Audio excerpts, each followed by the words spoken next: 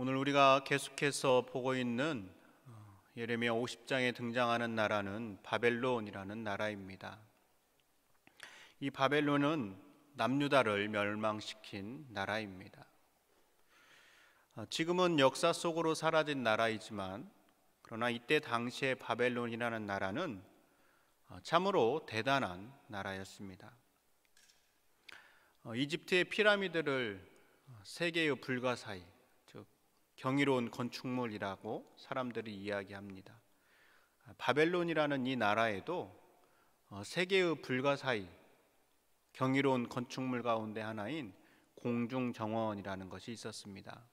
이 공중정원은 이 바벨론 밑에 있는 유프라테스의 강물을 거꾸로 끌어올려 가지고 평지에 계단식으로 이렇게 정원을 만들어 놓은 것입니다. 그래서 멀리에서 바라보면 마치 하늘에 정원을 만들어 놓은 것처럼 보여서 사람들이 그 건축물을 공중정원이라고 불렀습니다. BC 600년경에 이러한 건축물을 만들었다라는 것은 참으로 대단한 기술이 아닐 수 없습니다. 이 바벨론이라는 나라의 영화를 또 우리가 확인해 볼 수 있는 게 있는데, 그 도시의 그 흔적들을 찾아서 복원을 해보니까 이때 당시 바벨론이라는 도시의 성벽 두께가 25m, 성의 높이가 89m에 이르는 그러한 구조를 가지고 있었다라는 것을 발견했습니다. 그것도 하나로 이루어진 것이 아니라 이중 구조로 그렇게 이루어져 있었다라는 것을 밝혔습니다. 벽의 두께가 25m이고 높이가 90m라고 한다면 아주 대단한 기술이 아닐 수 없고 쉽게 공략당할 그러한 성이 아님을 우리가 알 수 있습니다. 이 바벨론이라는 나라는 우리가 성경에 등장하는 느부갓네살이라는 왕 때 가장 영화로운 나라였다라고 이야기를 합니다. 그러나 역사상 가장 위대한 로마가 멸망당한 것처럼 이 바벨론이라는 나라도 역사 속으로 사라지고 말았습니다. 한 나라의 흥망성쇠를 이야기할 때 역사학자들은 여러 가지로 그 이유를 말할 수 있겠지만, 오늘 바벨론의 멸망에 대해서 성경은 분명하게 우리에게 말씀하는 바가 있습니다. 본문 23절과 24절의 말씀을 다시 한번 보겠습니다. 온 세계의 망치가 어찌 그리 꺾여 부서졌는고, 바벨론이 어찌 그리 나라들 가운데 황무지가 되었는고. 바벨론아, 내가 너를 잡으려고 올무를 놓았더니 네가 깨닫지 못하여 걸렸고, 내가 여호와와 싸웠으므로 발각되어 잡혔도다. 온 세계의 망치라는 것은 바벨론을 이야기하는 것입니다. 망치처럼 온 세계를 두드렸던 바벨론이 이제 꺾여 부서져서 패망할 것을 이야기를 하고 있습니다. 그런데 그 패망의 이유가 24절 끝에 보면 내가 여호와와 싸웠으므로 발각되어 잡혔도다 라고 이야기합니다. 여기 여호와와 싸웠다라는 말은 여호와 하나님과 맞추어 보다라는 것입니다. 맞추어 재어 보다라는 것인데, 좀 더 다시 다르게 이야기해 보면 하나님과 맞먹을 만한 존재가 되는 것처럼 처신하다라는 뜻입니다. 여러분, 누가 하나님과 맞먹을 만큼 그렇게 행동을 취할 수 있는 그러한 사람이나 존재가 있을까요? 근데 바벨론은 자신들의 부귀 영화를 생각하면서 하나님과 맞먹을 만한 존재다, 나라이다 라고 생각하고 행동했다라는 것이죠. 이것은 바벨론이 여호와 하나님 앞에 아주 오만했음을 가리키는 표현입니다. 그래서 표준 세번역에서는 이 부분을 이렇게 번역해 놨습니다. 바벨론이 여호와 하나님께 대항하였기 때문에 피하지 못하고 붙잡혔다, 이렇게 번역해 놨습니다. 여호와 하나님 앞에 대항했기 때문에 바벨론은 무사할 수 없었던 것이죠. 바벨론의 멸망의 이유에 대해 하나님께서는 예레미야를 통하여서 거듭해서 말씀하십니다. 29절입니다. 활 쏘는 자를 바벨론에 소집하라. 활을 당기는 자여 그 사면으로 진을 쳐서 피하는 자가 없게 하라. 그가 일한 대로 갚고 그가 행한 대로 그에게 갚으라. 그가 이스라엘의 거룩한 자 여호와를 향하여 교만하였음이라. 29절 후반절에서는 아주 분명하게 말씀하십니다.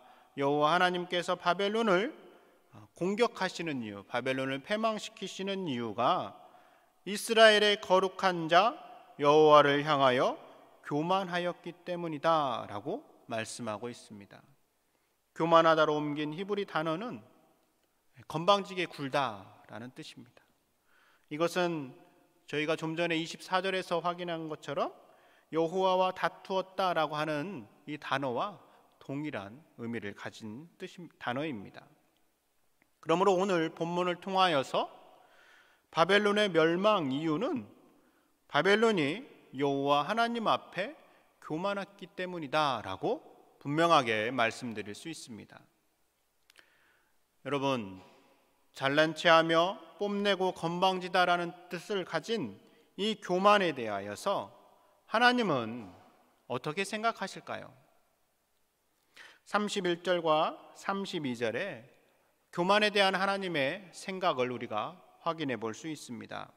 31절입니다. 주 만군의 여호와의 말씀이니라. 교만한 자여, 보라 내가 너를 대적하나니 너의 날 곧 내가 너를 벌할 때가 이르렀음이라. 32절. 교만한 자가 걸려 넘어지겠고 그를 일으킬 자가 없을 것이며 내가 그의 성읍들에 불을 지르리니 그의 주위에 있는 것을 다 삼키리라. 어떻게 하신다고 합니까? 교만한 자를 하나님께서 대적하시겠다라고 합니다. 하나님께서는 교만에 대하여서 아주 확실하게 벌을 하신다라고 말씀하시는 것이죠. 그래서 교만한 바벨론 성읍을 멸망시키시겠다라고 말씀하십니다. 이를 통하여 우리는 하나님께서 교만에 대하여 어떻게 생각하시는가를 분명하게 확인할 수 있습니다. 우리는 오늘 본문 이외에도 하나님께서 교만에 대하여 어떠한 생각을 가지고 있는가를 성경 곳곳에서 확인할 수 있습니다. 잠언서 6장에서는 여호와 하나님께서 싫어하시는 것이 6, 7가지다라고 말씀하시면서 그 첫 번째로 이야기하는 것이 교만한 눈을 이야기합니다. 교만한 눈을 가장 싫어하신다라는 것이죠. 시편에서는 계속해서 이렇게 표현합니다. 주께서 곤고한 백성은 구원하시고 교만한 눈은 낮추실 것이다. 자기의 이웃을 은근히 헐뜯는 자를 내가 멸할 것이요 눈이 높고 마음이 교만한 자를 내가 용납하지 아니할 것이다. 베드로 사도는 우리에게 이렇게 이야기합니다. 하나님은 교만한 자를 대적하시되 겸손한 자들에게는 은혜를 주시느니라. 이처럼 하나님께서는 교만을 아주 싫어하십니다. 우리가 알고 있듯이 사울 왕이 이스라엘의 초대 왕이었음에도 불구하고 그가 여호와 하나님 앞에 버림받은 이유가 무엇입니까? 그가 왕으로 선택될 때에는 스스로를 아주 작은 자로 여겨서 겸손하여서 하나님께서 그를 선택하셨습니다.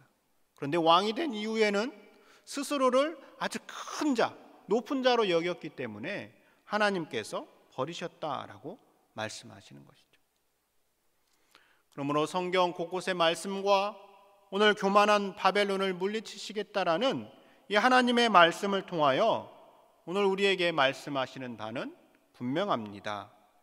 교만하지 말라라는 것이죠. 여러분, 교만하지 말라라는 이 말은 교만의 반대인 겸손과 연관지어서 겸손하라라는 말로 동일하게 받아들일 수 있습니다. 우리는 교만한 것이 아니라 겸손해야 된다라는 것이죠. 겸손은 교만과 달리 자기 자신을 낮추는 것, 스스로를 작게 여기는 것입니다. 이 겸손에 대하여서 남아프리카의 성자 앤드류 머리는 사람이 담당해야 할 첫째가는 의무요 최고의 덕이며 모든 덕의 뿌리이다 라고 말하고 있습니다. 그런데 여러분 어떻습니까? 우리가 교만하기는 쉽지만 겸손하기는 쉽지 않다라는 것을 경험적으로 알고 있습니다. 우리가 무언가 자랑할 만한 내용이 있으면 우리의 이 입이 가만히 있기가 쉽지 않습니다. 근질근질하고 누군가에게 이야기하고 싶고 내가 잘한 것을 인정받고 싶은 마음이 있습니다. 내 어깨를 우쭐하고 싶은 그러한 마음들이 우리 안에서 계속해서 일어납니다. 이런 우리의 마음을 제어하며 우리는 어떻게 겸손할 수 있을까요?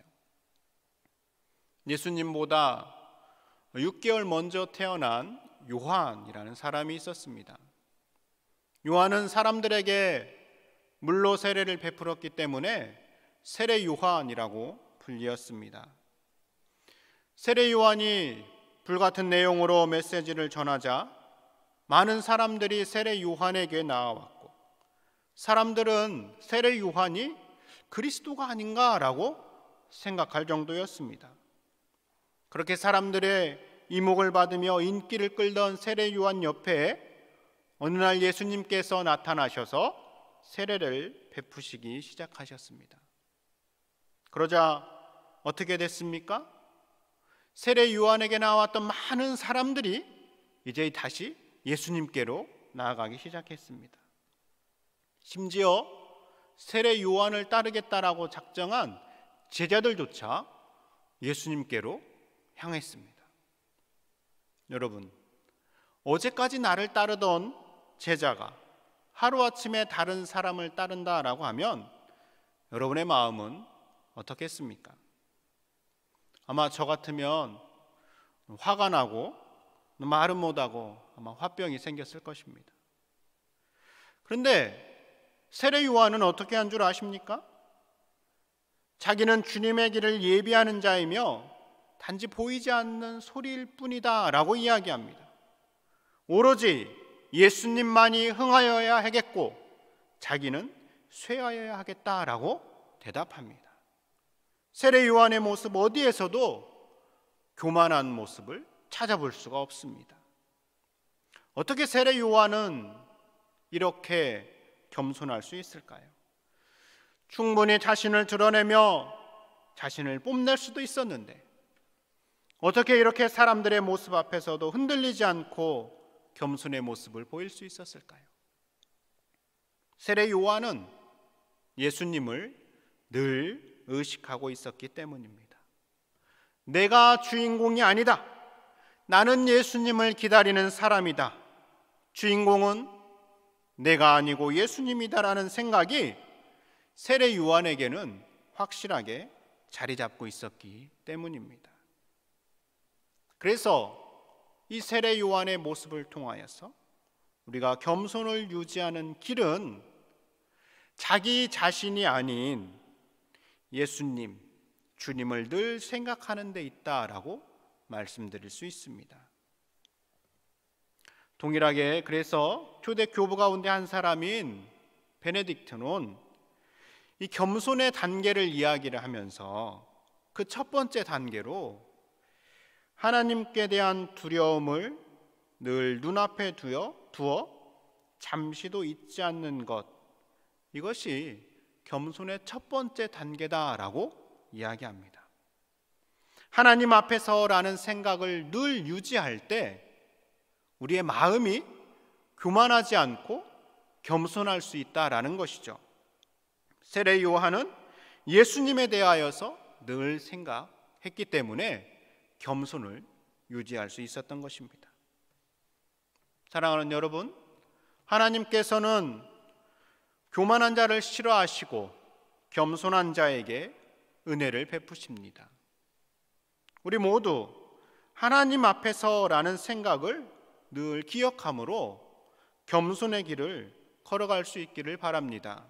그래서 겸손한 자에게 베푸시는 하나님의 은혜를 경험하며 살아가는 저와 여러분이 될 수 있기를 바랍니다. 기도하시겠습니다.